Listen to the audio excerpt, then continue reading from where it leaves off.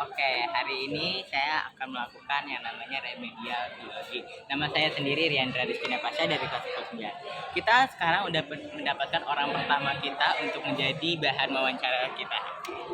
Ini atas nama Kayla Agia dari kelas 10-3. Oke, kita bakal nanya ini tentang hal-hal yang penting buat Kayla, yaitu tentang mikroorganisme sama penyusunnya.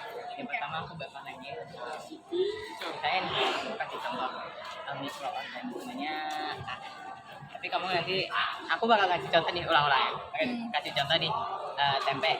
Kamu jawab mikroorganismenya apa, terus bahan penyusunnya apa. Dan mungkin aku nanyanya random, nih misalnya mikroorganismenya aku tahu, terus nanti kamu yang jawab. Oke.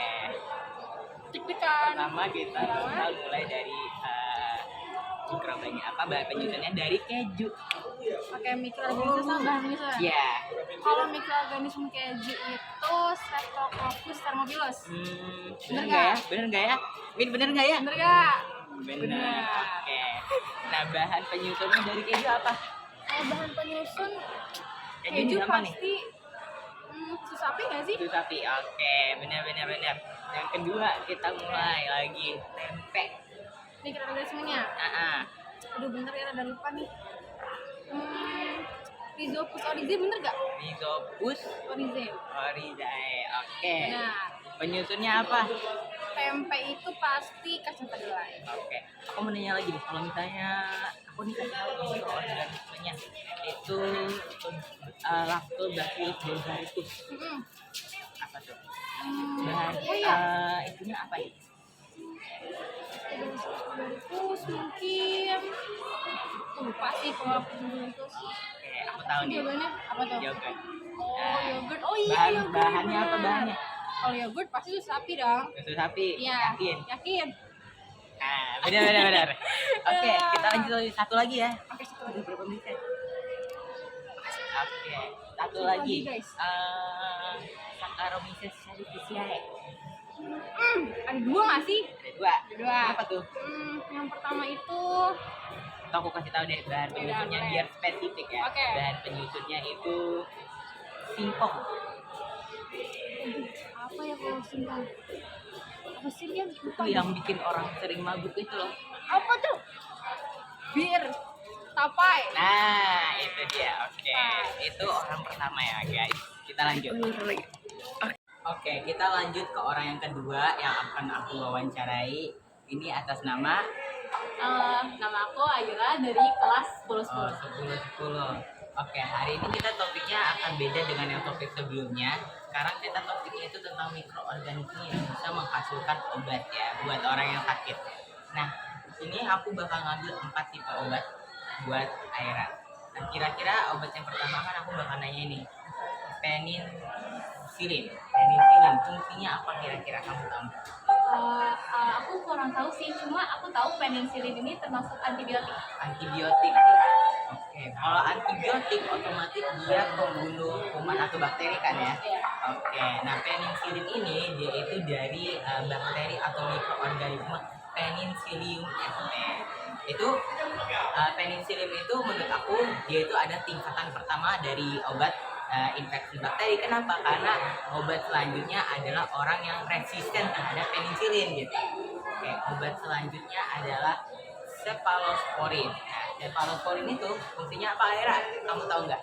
Kan tadi aku udah bilang ya, tadi resisten terhadap penicillin. Itu berarti kira-kira kalau kamu yang jabarin konsepnya itu apa? Sama juga untuk membunuh kuman. Iya nggak? Iya, cuman masih kurang tepat. Bedanya penicillin ini dengan cephalosporin, kamu kira-kira tahu nggak? Tadi aku udah kasih tebakan dikit. Kurang tahu deh. Kurang tahu. Oke. Bedanya dari penicillin itu dengan cephalosporin itu dia bedanya terletak pada fungsinya. Karena di sini kalau penicillin dia membunuh infeksi kuman, tapi kalau yang cephalosporin itu dia membunuh kuman tapi orang yang resisten terhadap penicillin gitu. Bukan orangnya, bakterinya. Oke, jadi bakterinya sudah resisten terhadap penicillin. Jadi itu fungsi dari cephalosporin. Nah, dari cephalosporin sendiri, dia dari mikroorganisme namanya juga mirip cephalosporin, dari C awalannya, depannya awalannya C, dia jadi mirip gitu. Oke, kita lanjut. Kira-kira abis ini apa? Ya nggak tahu. Lupa. Berarti ini abis ini ada streptomycin. Yang ketiga ya. Yang ketiga itu tingkatan ketiga menurut saya tentang antibiotik. Kira-kira tahu kamu aja nih, streptomycin itu apa sih? Nggak jauh beda dari dua sebelumnya juga sih, masih termasuk ke dalam antibiotik. Untuk kamu ada perbedaannya streptomycin sama dengan yang lainnya gimana? Oke, tadi kita lanjutin yang apa? Tadi kita lanjutin ya. Yang ketiga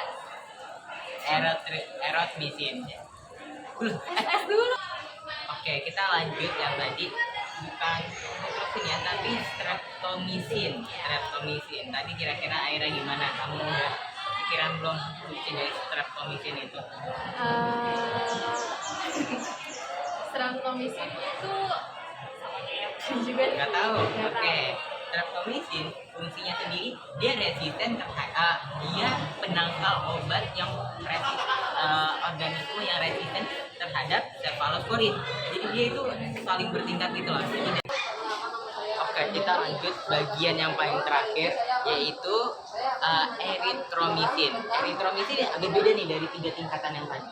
Kira-kira kamu tahu? Erythromycin bedanya adalah di erythromycin itu orang yang alergi, yaitu obat buat orang yang alergi terhadap streptomycin yang tingkatan yang ketiga tadi. Tingkatan pertama penicillin, kedua cephalosporin, kemudian penicillin, streptomycin. Nah, buat erythromycin ini buat orang yang alergi terhadap streptomycin gitu. Nah, kalau yang ini streptomycin ini, erythromycin, dia itu terbentuk dari bakteri Oke, jadi erythromycin itu terbentuk dari bakteri Streptomyces erythraeus. Oh iya, aku lupa. Yang cephalosporin tadi aku belum kasih tahu ya bakterinya. Dia itu terbentuk dari apa lagi sih? Oke, kita lanjut tadi. Aku juga lupa kasih tahu yang buat streptomycin, dia itu terbentuk dari bakteri Streptomyces riceus. Yang kalau yang erythromycin dia Streptomyces erythraeus. Itu beda. Oke. Itu aja buat wawancara orang yang kedua. Kali ini kita lanjut ke orang yang lain.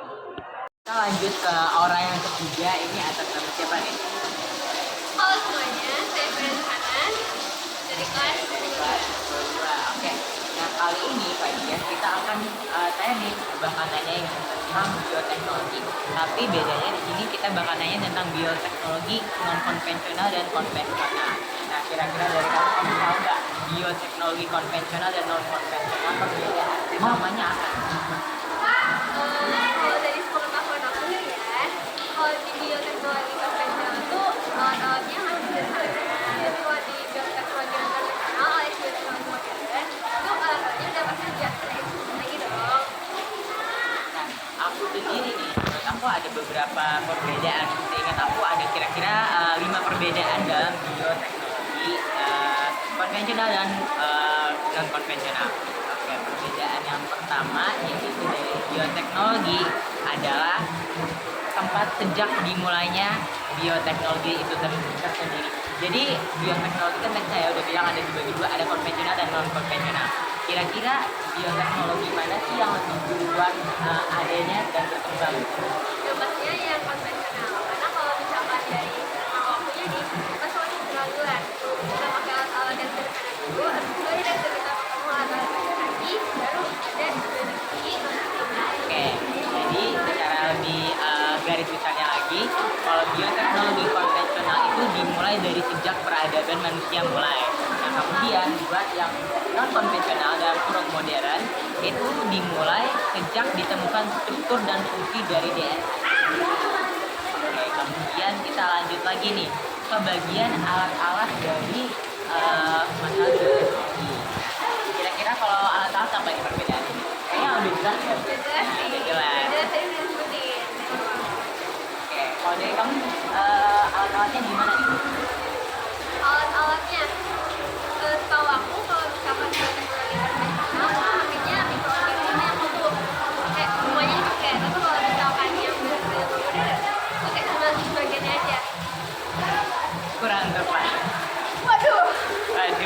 itu sebenarnya adalah bagian tubuh ya di rambut ya. Siapa dia bilang bagian tubuh, sedangkan kita mau pertahankan alat.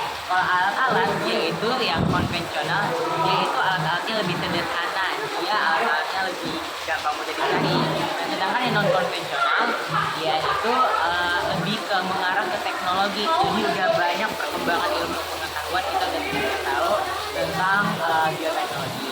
Nah, tadi Pak Dia juga udah nyebutin duluan nih daripada aku nih tentang bagian tubuh yang dipakai. Jadi kalau konvensional itu seluruh bagian dari mikroorganismenya itu dipakai. Nah, sedangkan yang konvensional itu sebagian dari mikroorganismenya atau organismenya yang dipakai. Nah, kita lanjut lagi ke steril dan hasil dari bioteknologi konvensional dan non konvensional. Kira-kira gimana nih kalau yang bagian seksi? Oke, kalau aku bioteknologi konvensional itu masih kurang steril karena dia masih pakai alat eksperimen gitu kan. Ini juga belum dipakai teknologi yang canggih gitu. Kalau yang modern itu masih belum steril. Oke, kalau yang bioteknologi konvensional tersendiri, dia masih ada campur tangan dari tangannya manusia sendiri kan, tangan kita kan udah pasti bersih nih. Jadi kemudian hasilnya juga kurang steril. Sedangkan yang non konvensional, dia itu biasanya kita udah pakai alat dan teknologi yang lebih canggih. Kalau dari hasilnya nih, otomatis kita udah jelas-jelas kelihatan dong. Yang modern dalam huruf non konvensional itu hasilnya pasti lebih banyak, lebih bagus dibandingkan dengan yang non konvensional. Dibandingkan dengan yang konvensional.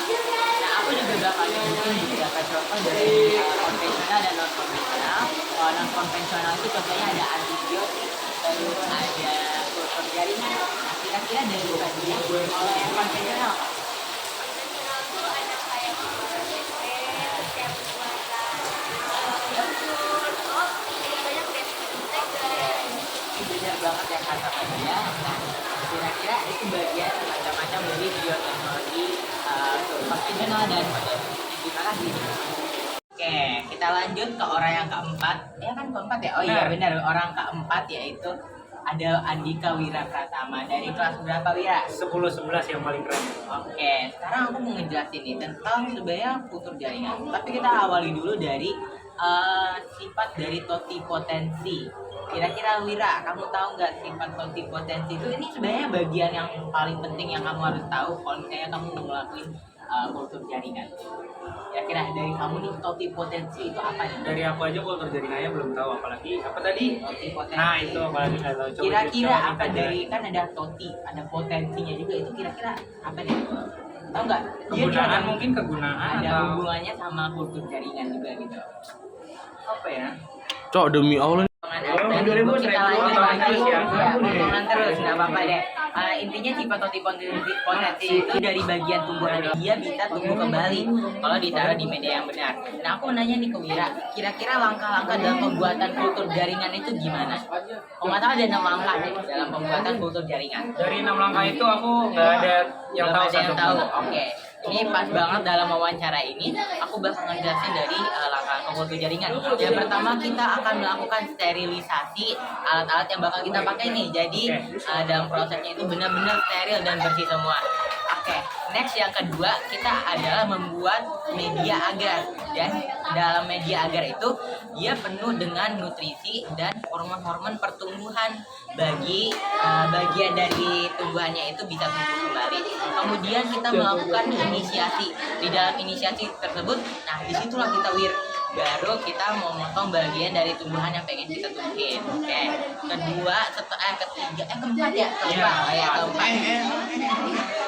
Keempat yaitu multiplikasi. Jadi setelah itu kan dia mulai adanya pertumbuhan, artinya di situ mulai adanya multiplikasi. Kemudian setelah itu terjadinya proses pengakaran. Dalam proses pengakaran itu udah mulai tumbuh nih bagian-bagian dari tumbuhan itu yang biasa kita kenal.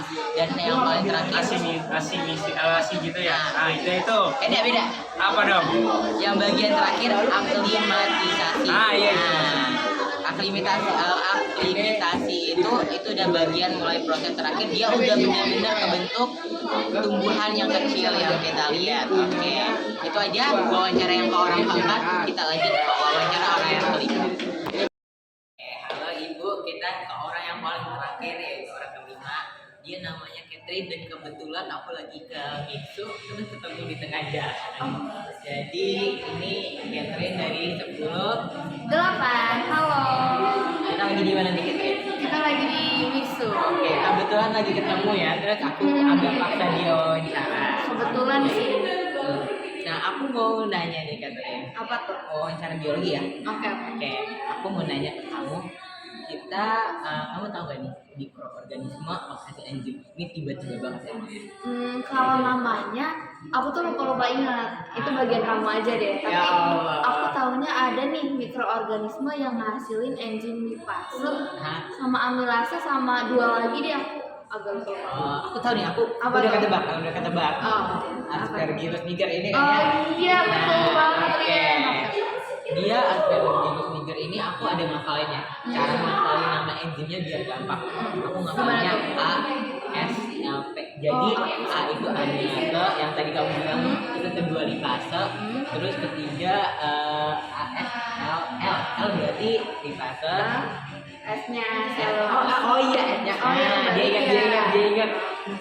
Nah, dan P-nya itu pektinase. Oke. Kalau kamu kegunaannya tahu nggak? aku kurang tahu apa aja sih Kurang tahu. kegunaannya. Oke. Kalau aku nih, kalau kegunaannya itu dia bisa pembuatan bir. Oh, buat Yang bir. bikin orang mabuk sampai pusing gitu. Ah. Oke. Terus ada buat makanan nih ya, kayak dia itu bisa menjadi pengental cairan kopi gitu. Oh, minuman ya? Minuman iya. Terus kalau nggak salah dia itu membuat cita rasa keju. Pakai mikroorganisme itu juga. Aspergillus niger. Niger. Iya. Oke. Dan kita Selanjutnya nih, emang Oke, selanjutnya nih yang kedua.